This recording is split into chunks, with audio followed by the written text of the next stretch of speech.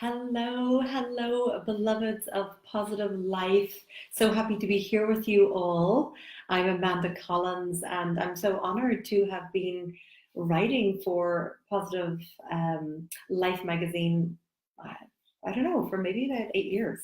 I have to check for how long exactly. But I'm dropping in today to talk about prosperity and abundance, and how we can support ourselves in our lives and also in our environments, in our homes. Because, as you probably heard me say before, hi, Karen Love, that our homes are just an outward reflection of how we're feeling on the inside, right? So, I'm going to invite you just to, if you're at home right now, have a look around your space and notice, how you feel, and there's some really important parts um, of the home. And we're going to talk about, what's the most important parts. I mean, all parts are important, but important parts that we really want to look at. So, the first thing I would say when it comes to abundance is it truly is our birthright, and there is enough abundance in the world for us all. Um, if we were just in this flow of giving and receiving, um, that's the most important thing. There's just this infinite abundant supply, and a lot of it is um, this internal knowing our worth and knowing that we deserve to receive. So what's amazing with feng shui is, when you shift the outward, because that's reflecting the inward, as you start to raise the vibration, it makes you want to match that. A lot of the time people maybe do the work on the inner, and then they're like, okay, I've got to shift the home, because there needs to be that wonderful alignment. So the one thing that I think that is really important before we kind of go talk about our homes is conscious languaging. I am such a firm believer in the power of the spoken word. And I think there's like beliefs around, um, if you're spiritual, there shouldn't be that abundance. And, if you're sharing your gift and your wisdom and your knowledge, there's the importance of self-worth around that. It's just like same thing as paying for food. People might say, well, shouldn't food be for free? Yeah, it should be. But it isn't. We go into a restaurant, we have to pay. We go to a grocery store, we have to pay. And that's the same for everything. And I think the most important thing is to be able to witness money and understand that it really is just energy. It's just a vibration. And we're the ones that put blocks on it. And sometimes it's how we were raised, beliefs that have been put on us about money, things that have been said to us, oh, they're filthy rich, or, money doesn't grow on trees, So if we're always hearing stuff like that, we start to have those beliefs around, well, money doesn't grow on trees, So I'm going to invite you to be really aware of your verbiage, because there's so much truth in how we speak and the words that come out of our mouth. It really lets us shine a light on our limiting beliefs. So be mindful of the words that you use, the should have and the could haves. Instead, use more empowering words like I am, I choose this. So conscious languaging, I'm a firm believer in it. So let's talk about things in the home.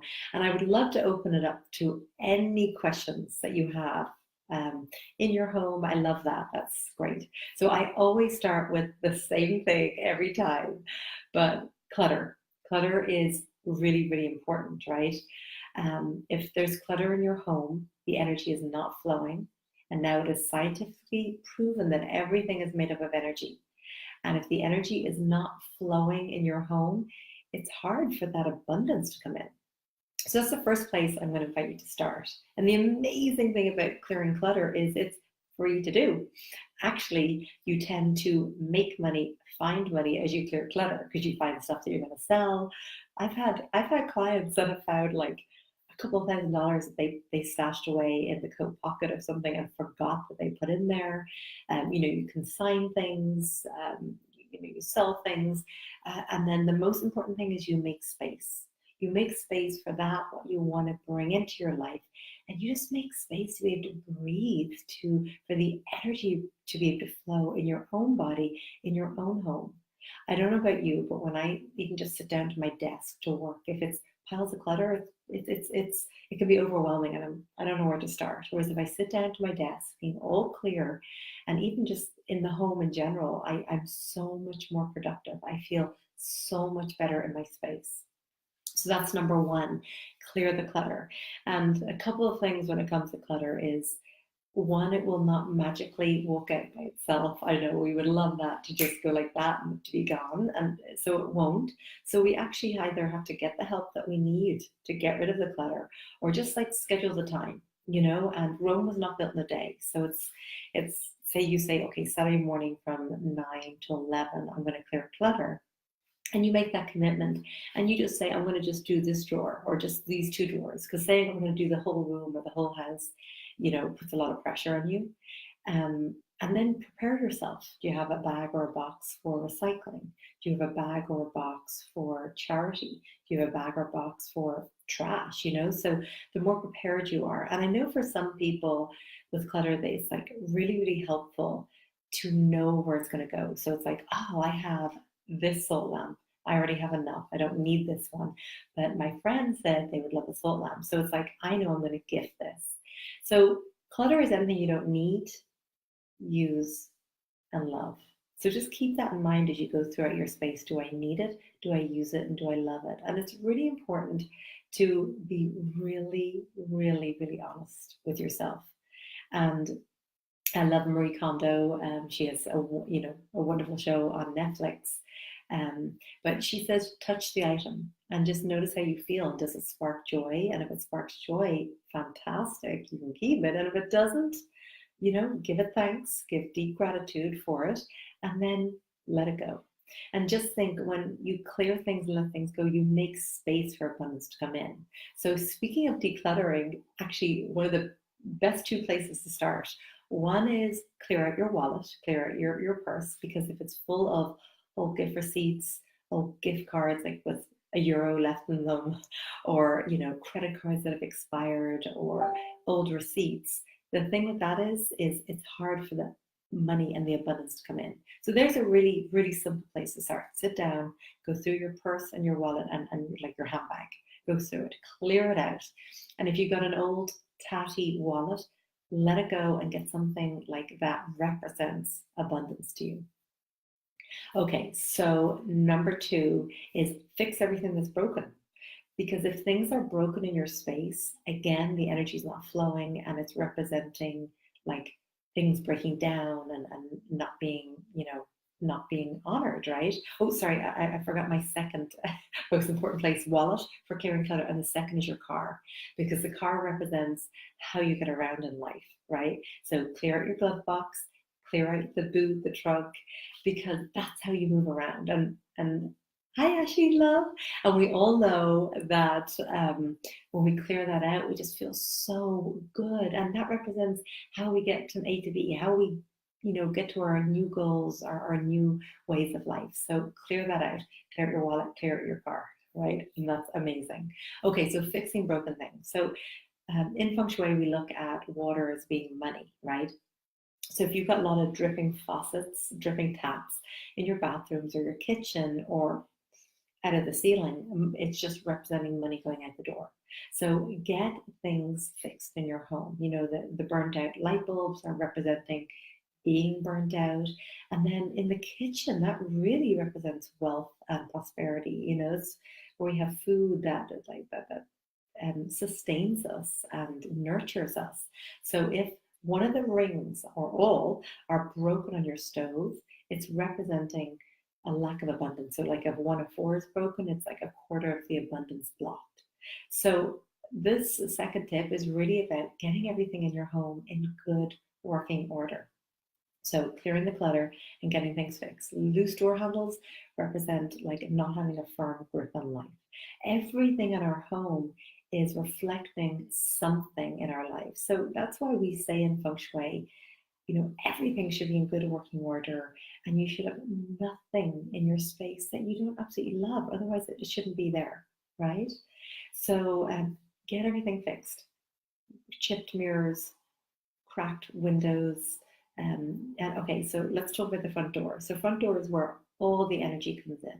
So your front door is really, really important. It's vital that the chi is flowing in. So notice, come home, stand at your front door, close your eyes, take a deep inhale and exhale, and just notice how you feel. Do you feel, as you start to enter your front door, do you feel your energy expanding? Do you feel your spirits rise? Do you feel happy, or do you feel them full? So the front door should open completely fully. The key should work well. The doorbell should work. The front door should be nicely painted. There should be nothing prickly or sharp. No, like any pointy cactus, or really, we don't really suggest roses by the front door if they've got the thorns, because that keeps the chi away. Chi likes soft, rounded, flowing energy, and it also likes bright colors. So a bright front door is great. Now, based on the direction that the house sits is how we choose on the front door, but just something bright and happy will attract the chi, and having lighting guiding all the way up to the front door. So all these things like raise the chi and attract it to come into your space. And when you get the chi in and flowing, then that increases all the good stuff in our life, good opportunities. And when we clear the clutter, it's like sometimes we find that opportunities come in, but there isn't a close, they don't close. And so when we do things like open the front door and have it like all the energy flowing beautifully, we're welcoming, we're fully, wholeheartedly welcoming prosperity and abundance in our lives. And I highly recommend a welcome mat as well, because we want to welcome ourselves. We want to welcome good opportunities. And it's beautiful to have like fresh flowers, fresh plants on either side of the front entrance. Like create beauty. Like what do you want to see when you walk up there? What's going to make your heart smile? And I love having it lit up. So if you work a job that you come home later, put lights on timers so it will all be lit up as you get there. So it's like, oh, beauty, I'm being welcomed into my home. Okay, so clearing clutter number one, fixing everything that's broken number two. So we're talking about the most important parts of the home. So the front door, that's number one.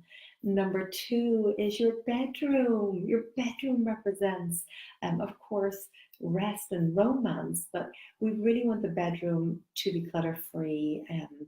We want to be supported, have our headboard up against a solid wall, have a nice solid wooden headboard, use bedding that we love, luxurious bedding that feels good, because this is how we rejuvenate our bodies. And when we sleep well, we feel good. And when we feel good, our vibration is higher. And when our vibration is higher, we're going to attract more good stuff. Hi, Sharon Love. I'm delighted you joined. Love seeing all you beautiful goddesses here. Okay, so the next most important part that we're going to look at, and I've talked a little bit about it, is the kitchen, because the kitchen really represents abundance. Ideally, we rather the kitchen more to the back of the house rather than up the front, because Feng Shui, we look at like all this abundance in the kitchen. And so it's been at the back of the house that like the chi comes in and it will be more likely to stay in. The room that's right as you enter the home, like if your dining room's there or your kitchen's there, they say people eat and run, and the energy does the same thing. So we want the kitchen ideally at the back, if possible. If it's already somewhere else, we can always work with everything. But you want to have the kitchen, as you walk in there, that you feel the abundance, like everything in good working order. We talked about the stove and the fridge and the toaster, and there's a lot of fire in the kitchen already with the stove and the toaster ovens and the rice cookers and the kettles. Like it's a lot of fire energy. So we want to avoid red in the kitchen, because that creates an imbalance and a little too much fire energy. So earth tones and soft pastels are much better in the kitchen. And then we want the countertops completely clear. We want that energy to be able to flow. We don't want clutter on the countertops. So I suggest just having out there what you use on a day-to-day basis, so the essentials. And other than that, we want it to be open and clear, and maybe bring some fresh herbs in, like basil is very much so, or basil, whatever you call it, is very much so associated with wealth and prosperity. So maybe bring that into the kitchen, and any kind of greenery. The money tree that you can see right behind me here, I love these. These are, they have the braided roots, and you can get them in IKEA. I'm not too sure about their places in Ireland, but they have lovely ones in IKEA. So bring lots of greenery into the kitchen, which is great. And then remove any kind of clutter like the magnets on the fridge, and anything that's not needed. We don't love the pot racks because they create a very heavy energy. And then, of course, make sure the tap is not dripping in any way. And the little feng shui tip that we like to do is we like to get a red ribbon, 8 inches long, or it could be red wool or red thread, and we tie it around the drain that comes out the back um, from the kitchen sink, and we tie it there. And everything is done with intention. Like the power of intention, the power of prayer is just amazing. So when we do everything that I'm discussing, hi Lorraine, um, it's very important that we do it with clear intention. So when you tie that red string, it's the intention that the abundance stays, like that it comes in, it flows, and it stays, because a lot of people that have like a front door and back door in line, it's like the money comes in and goes straight out. Or when you come down your stairs, it leads right out to your front door. Usually it's harder to keep money in.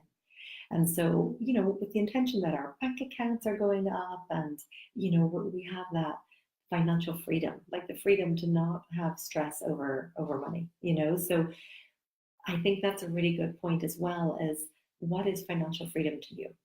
What is it to you? Because what it is for me, it could be different to you, so that's a really powerful thing for you to become clear on. And I highly suggest journaling about, your beliefs around money. As I shared in the article in this latest Positive Life magazine, for me, I was raised in an area in Ireland, in a nice home. I mean, it wasn't anything huge, but just a nice home. And I remember in my teen years, like feeling shame over having abundance, and I used to like pretend that I didn't. I used to, change my accent. I used to, and like, where was that coming from? So I've done a lot of journaling to find out like why these limiting beliefs around money, and why should there be any shame related with having money? And I find journaling so powerful because it's just this way to get straight to connection with your higher self, with your heart, with your soul, like a beautiful way just to commune with yourself. Put pen to paper and just let the consciousness like flow. And it was a very powerful exercise. I was like, oh my gosh, like, and I'm going to release that now because there is no shame. It's beautiful. And actually, what I really believe is the more abundance that we have, the more that we can help, the more that we can create change in the world. So, and money is just another form of energy, like happiness is something within, peace is something within, but not having money stresses makes it easier. It just makes things flow even better. Okay, so back to the kitchen. So citrus really represent abundance. So have a bowl of like beautiful lemons and limes, or pomegranates, which are just filled with abundant seeds. Whatever that is to you, bring that into the kitchen. Symbols of abundance. Lakshmi is the Hindu goddess of wealth and prosperity. Okay, so there are a couple of directions in your home to do with wealth. And it looks like I have a question here. Oh, from Jean. Hi, Jean. I have a front door, but also my back door is the door we come in and out of most. Would I regard the back door as the front door? Great question, Jean. And I'm so happy that you asked that. Thank you. So I find this a lot in Ireland, that people tend to come in their back doors. They drive around the back of the house and don't use their front door at all. And then in America, a lot of people come in their garage and they enter into the garage door. So what happens with the poor front door? It gets very, very stagnant. And what happens when the energy gets stagnant? It's not flowing around the space. And so I would highly suggest that your front door is used at least once every day. So I get it if it's more convenient, but you have to look at the room that you arrive into when you use the door. So if it's a kitchen, it's like they actually say that you're always thinking about food as you come in. Like ideally, we want to come in a front door with a foyer so our energy can ground. And then from that place, we can then decide where in the house that we want to flow. So I highly suggest using your front door. And of course, having the back door beautiful and following everything I mentioned, that nothing's blocking it. Maybe you can put a welcome back mat back there if you want. But I highly suggest using the front door and also making sure that your guests come in the front door. Like that's really, really important. And opening up and welcoming them in. So if you do come in the back, make sure that once a day, if you're going out for a walk, or the mail, the post is being delivered, that you open the front door, like let the chi in. And speaking of letting the chi in, now that we're coming to spring and it's so beautiful, we just had the spring equinox, like this is a perfect time to open up all your doors and windows. Like a lot of people have them closed through the winter. So open it all up and let the fresh air in, let the sunlight, let the abundance in is really important. Okay, so Jean, thank you. I have clients coming in my front door. That's wonderful. That's great. But I would highly suggest that you use it at least once a day, whether it's for a walk or something like that. Okay, so the one other place I did want to talk about is the bathroom. Because there's so much water element, like the kitchen has a lot of fire, but the bathroom is a lot of water with the sink, the shower, the bath, the toilet. So you want to make sure, again, that the bathroom's not cluttered. Everything's in good working order.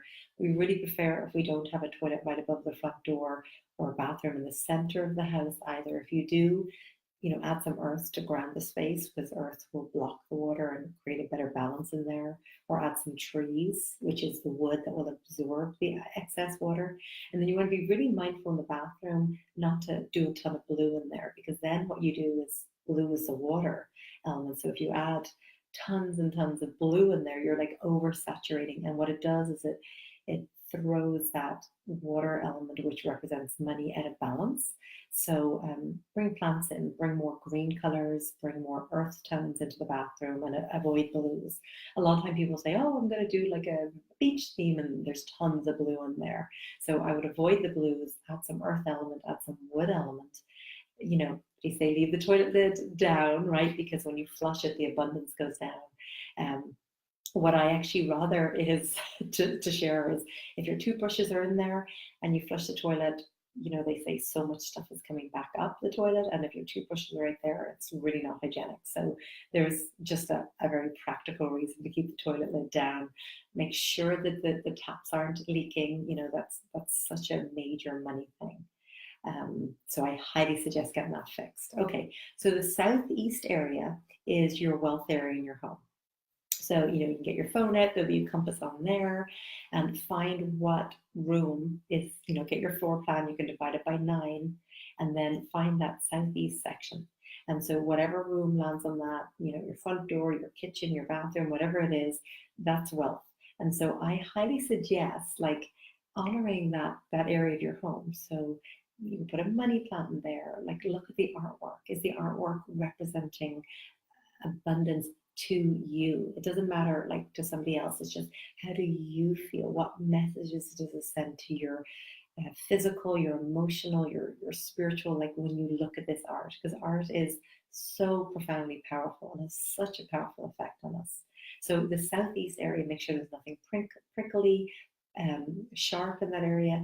And then look at your floor plan, because we really hope that there isn't a little missing section out of that. And if there is, we want to remedy it with crystals, because if the southeast section is missing your home, it's lacking the abundance. So we want to make sure.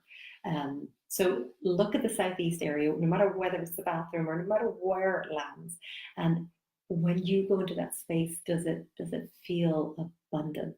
That's what we want. So put amethyst there, which represents abundance, or citrine, or some gold artwork. What is it to you? For me, a whole field full of purple lavender or blossoms, that represents abundance. So what is it to you? The ocean, the forest, whatever it is. It's a great area for your vision board to go, your wealth area. And by the way, I love to create the vision board based on the 9 bagwas.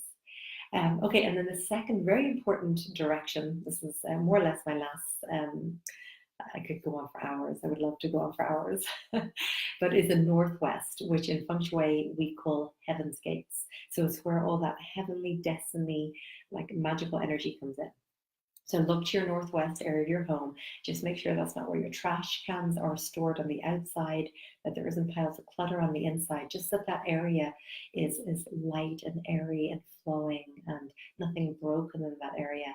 And place something there that represents like like spiritual wisdom, like that heavenly energy coming in, angels, whatever that may be to you. So southeast is wealth, northwest is what we call the heavens gates.